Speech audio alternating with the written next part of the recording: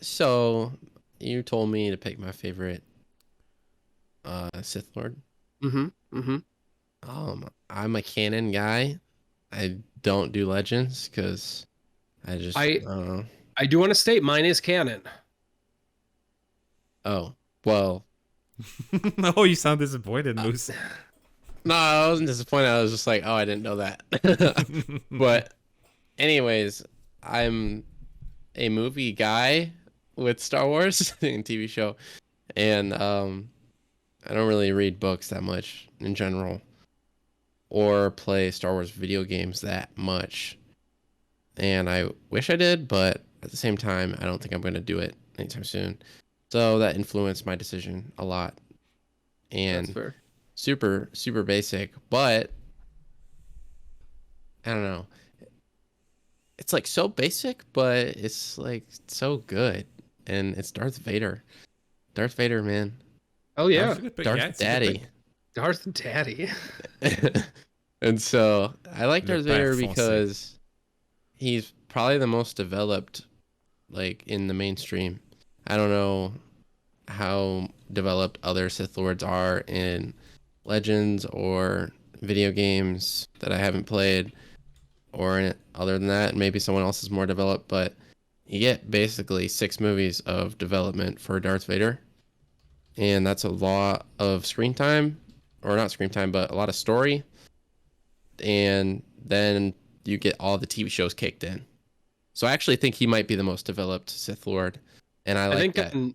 yeah, I think on he is, between yes. movies and television, I think you're spot on. Is like he has definitely had the most screen time because Um, he's even technically has screen time in the newest trilogy as well, Mm-hmm. influencing kind of. Rey. Yeah. Yeah, I mean, his mask, but you have that force that's going through the mask.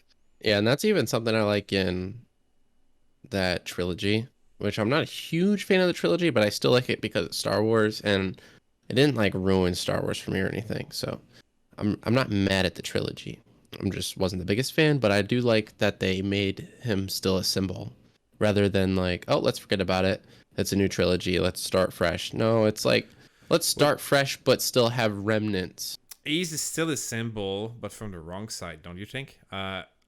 It's Kylo that idolizes him, which means he's bad. Vader turned True. out is an icon, I think, mostly.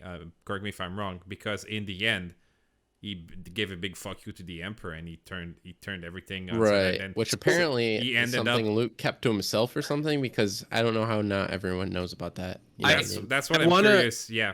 I want to interject because I think Obi-Wan is helping me prove this point. Anakin Skywalker gave a big fuck you to the Emperor. Darth Vader was Darth Vader to the end. I do think Anakin there are multiple. Skywalker, Anakin Skywalker took back control.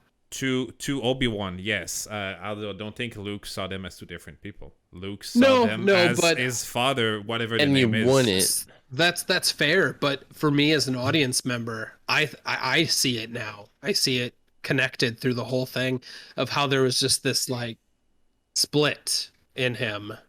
And I don't think they wanted to do that originally at any point, except for maybe I feel like they're pushing like the two different people. Anakin and Darth Vader are definitely two different people in the TV show more so than anything else. Like it felt like Yeah. in that scene they were pushing that more. Where Hellish. so No, do I we- don't. I don't mean Kylo. I meant Darth Vader and his mask and how Kylo basically like worships the mask. So That's what I was referring to. do we think the remnant of the Empire and the First Order know about Vader's, I would say, treason at the end? Because Apparently not. I remember the first time I saw the trailer for The Force Awakens, it's a long time. Remember that scene when you see Kylo in front of the mask says, "I will finish what you started." And then I said, "Oh, why did he start? Will he try to kill the Empire?" Because Vader at the end, what he did, he destroyed the Empire. So that confused me for a long time. Does he don't know what Vader did at the end? Or I doubt that the video files made its way off the Death Star. So I doubt anyone could go back and look through the tapes and see Darth Vader throw the Emperor down the shoot. So they True. probably have no idea. And they don't know that Darth Vader is Anakin Skywalker in the first place. I don't even know who Anakin Skywalker is. He's legend. He's dead. And from Order 66, there's a lot of people that don't even know what Jedi are by that time. Yeah, Like, so I think they like just Jedi think are that myth. Luke Skywalker did everything. Yeah, which is kind of crazy that you would think Jedi are myth if it only happened less than 100 years later. Especially you if wouldn't- Luke saw a red lightsaber at the end of the Obi-Wan show, but that's a story for another day. Yeah, like this is a tangent, but it is weird how like in multiple Star Wars things, I feel like I've heard people say, I thought Jedis were myth. But they used to be like, at least the vibe I got was they felt like police officers in a way Yeah. in the prequels, and they're super Yeah. common in the prequels because you see a shit ton of them. And then 10 years later, you get people barely knowing who Jedi are. Like 10 years ago, I could remember something from 10 years ago. You know, there was I don't remember what book it is, but it takes place on a lot of stuff in the Outer Rims, and the Jedis don't really do much in the Outer Rims. True.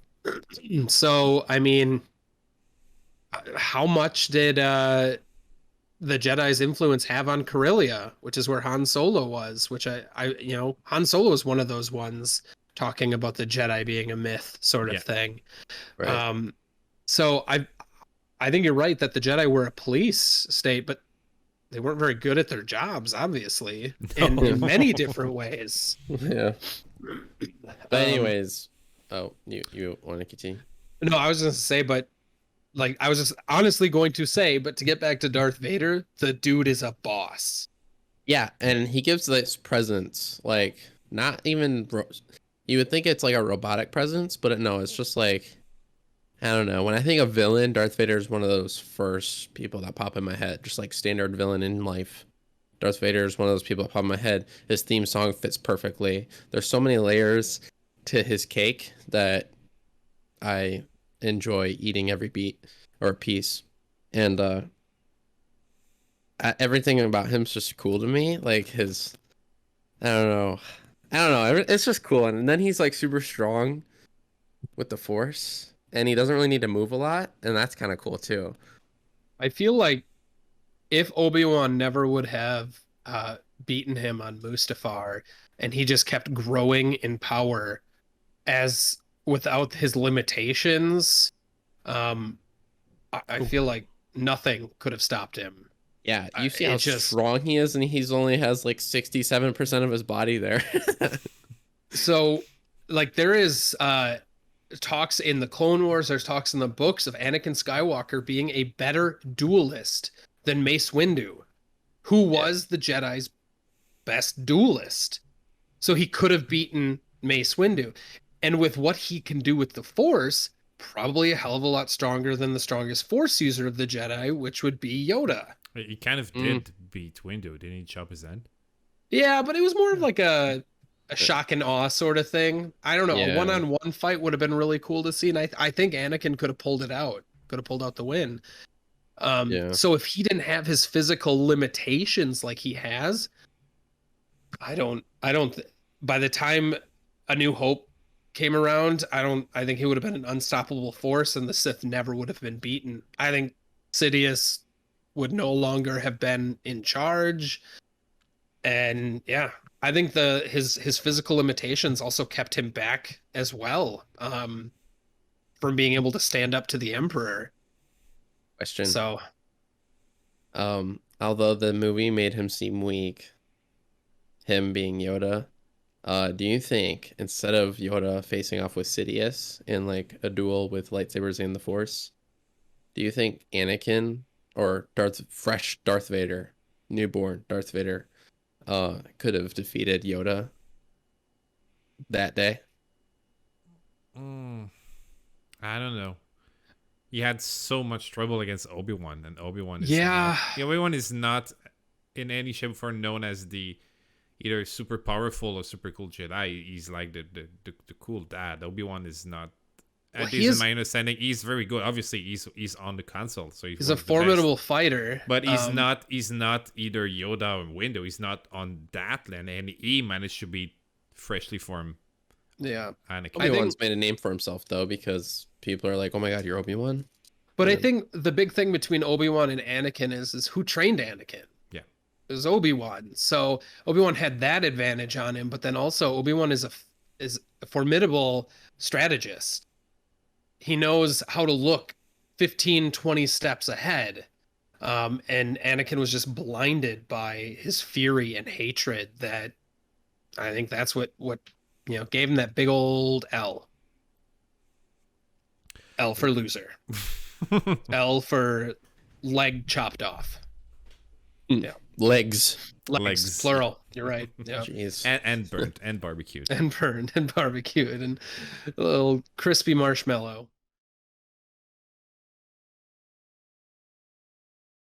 One thing that always made Vader cool to me, at least growing up with Star Wars books, is that when I was reading the books that was happening after the original movies, that have been all destroyed by now, like the Tron trilogy. I think we talked about these books a few weeks ago. One of the cool thing about those is that at the time there was never any mention of Inquisitors. Inquisitors is a new thing Disney brought up, and Darth Vader was the one guy who was sent to destroy all Jedi, and it was like the Empire's guard dog on the leash, and Empress, there's a Jedi there. Vader goes, kill him. So in the old story, Vader is the one responsible for killing all the Jedis, and there's only two left. There's Luke and Leia, and Obi-Wan. That's it. And you guys know, I'm not going to repeat myself again, but since Disney took over, there's so many Jedi that survived, but also Dude. they removed from that because it's not Vader anymore who went to kill. Vader has his own army of stupid Inquisitors that he just sent. He said he's not even the bullet. He's pointing the gun now. He says there's a Jedi there. Gwen Inquisitor, you don't do the job for me. Do you think that takes a little bit away from him? Obi-Wan Kenobi series, I feel like, did a good job of balancing that, because he wasn't just sitting chair pointing fingers the whole time. He actually like did stuff where he's like going down the street snapping little kids' necks, and he's actually like doing stuff, and then the Inquisitors watch him. And how many stand Jedi back. did we see Vader kill in all the canon movies and shows? I can't think of anyone. Yeah, I'm not sure, but I definitely think this helped, showed how weak the Inquisitors were compared to him. That, maybe his thought process was, it's not worth my time. If they kill the Inquisitors, then it's worth my time to go and hunt these Jedi down. But I think they more or less, which I think then gets retconned, is they put him as like a general, like a leader in this, like making all these decisions. But then A New Hope rolls around, and all of a sudden Tarkin's giving him orders, Exactly. and he's Tarkin's lapdog sort of thing. So it kind of goes back and forth a little bit. But regardless, I think Obi-Wan helps solidify, and Rogue One helps solidify how badass Darth Vader is in this new canon. And I know, Moose, I know you're not much of a reader, but there is a Darth Vader comic that goes along with the continuity. He's gonna show it to you. I thought he was leaving. Okay, nice. You might know the one I only I'm have the talking first about. one, and I only read the first one, so. Okay.